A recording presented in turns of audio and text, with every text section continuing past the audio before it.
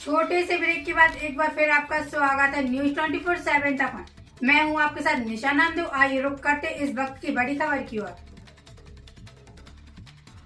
चंद्रपुर वनी आर्नी लोकसभा मतदार संघ के भाजपा, राष्ट्रवादी कांग्रेस, शिवसेना और मित्र पक्ष महायुति के अधिकृत उम्मीदवार माननीय सुधीर मुनगंटीवार इनके प्रचारार्थ शनिवार राजूरा यहां केंद्रीय मंत्री नितिन गडकरी इनकी जाहिर सभा आयोजित करने में आई। ये सभा में मित्र पक्ष नेता मौजूद थे। इनमें भाजपा जिलाध्यक्ष हरीश शर्मा, देवराव भोंगले, मांझी, भाजपा जिलाध्यक्ष माजी आमदार संजय धोटे, सुदर्शन निमकर, भाजपा नेते खुशहाल बोड़े, शिवसेना जिलाध्यक्ष बंडू हजारे, राष्ट्रवादी कांग्रेस जिलाध्यक्ष नितिन भाटारकर, आरवीआई गेट के गौतम लौढे, जिलाध्यक्ष रमाकांत यादव आदि मौजूद थे। चंद्रपुर जिले के सर्वाधिक 474 किलोमीटर रास्ते मंजूर हो गए। राजूरा भाग में 2,500 कोटी रुपए का काम देने में आया। ये जिले के विकास मंत्री प्रधान नरेंद्र मोदी, नितिन गडकरी और सुधीर मुनगंटीवार इनके ट्रिपल इंजन चलने में आएगी, ऐसा नितिन गडकरी इन्होंने व्यक्त किया है। Bio LNG, bio CNG, electric आणि हायड्रोजन आपलं भविष्य। आपल्या इथल्या माणिकगड आणि सिमेंट फॅक्टरीमध्ये मी स्वतः नागपूरच्या बैद्यनाथ समूहाला एलएनजीचे पेट्रोल पंप टाकायला लागले। चाकणच्या एमआयडीसी मध्ये त्या ठिकाणी आपण एलएनजीचा ट्रक मी लॉन्च केला आणि आता देशामध्ये 300 प्रकल्पावर काम सुरू आहे की राईस स्ट्रॉ, परली, तणस याच्यापासून बायो सीएनजी आणि बायो एलएनजी तयार होते। मी स्वतः आमच्या तुमसरच्या कारखान्यामध्ये हा प्रकल्प टाकलेला आहे। पुढल्या महिन्यात त्याचं उद्घाटन। नागपूर महानगरपालिकेच्या कचऱ्यापासून 28 टन बायो सीएनजी तयार व्हायला। आपल्या इथे जर तणस असेल तर हा एलएनजी सीएनजी आपण तयार करू। बांबूपासून बायो इथेनॉल तयार करू आणि लो क्वालिटी कोळशाच्या बऱ्याच खाणी आहेत। या कोळशापासून मिथेनॉल तयार होतं।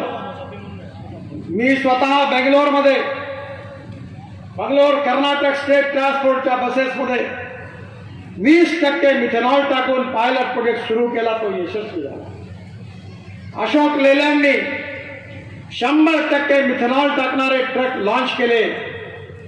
मिथेनॉलचा रेट आहे 22 रुपये लिटर आणि डिझेलचा रेट आहे 110 रुपये लिटर।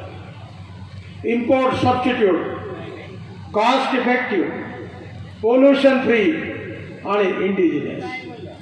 आता शेतकऱ्याचं कल्याण करायचं असेल तर गहू, ज्वारी, मका, कापूस लावून कल्याण नाही होऊ शकत। शेतकरी अन्नदाता आहे, तो ऊर्जादाता झालेला आहे। मी इथेनॉल तयार करतो। तुम्ही जेवढे लोक पेट्रोलच्या गाड्या वापरता, चंद्रपूर जिल्ह्यात स्कूटर वापरता, बाईक वापरता, त्या सगळ्यांमध्ये आमचं 20% इथेनॉल टाकलेलं आहे जे आम्ही तयार करतो। आणि त्यामुळे आता पेट्रोल डिझेलची आयात थांबवून हे 16 लाख कोटी रुपये शेतकऱ्यांच्या खिशात टाकायचे आहेत। ग्रामीण भागात उद्योग उभे करायचे आहेत। तरुण मुलाच्या हाताला काम द्यायचं आहे। मी सुधीर भाऊंना सांगू इच्छितो की भद्रावतीच्या जंगलामध्ये गॅस सापडला आहे, नॅचरल गॅस। आणि आता नॅचरल गॅस काढायला फॉरेस्ट डिपार्टमेंटची परवानगी लागत नाही आणि त्यामुळे तिथून जो सीएनजी निघेल त्याच्यावर आपल्या ट्रक, बसेस, कार चालतील। आपलं इम्पोर्ट वाचेल, प्रदूषण कमी होईल आणि शेतकऱ्याच्या तरुण मुलाच्या हाताला काम मिळेल। खरं तर मान्य गडकरींचा माझ्यावर नेहमी प्रेम राहिला, गडकरींचा भरभरून आशीर्वाद राहिला।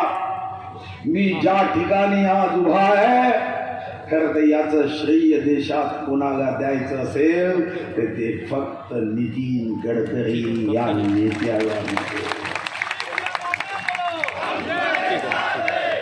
राष्ट्रीय अध्यक्ष म्हणून भारतीय जनता पार्टीचं नेतृत्व नितीनजींनी केलं। आज स्थापना दिवस आहे आणि प्रदेशाचा अध्यक्ष म्हणून त्यांच्या आशीर्वादाने मीही नेतृत्व केलं।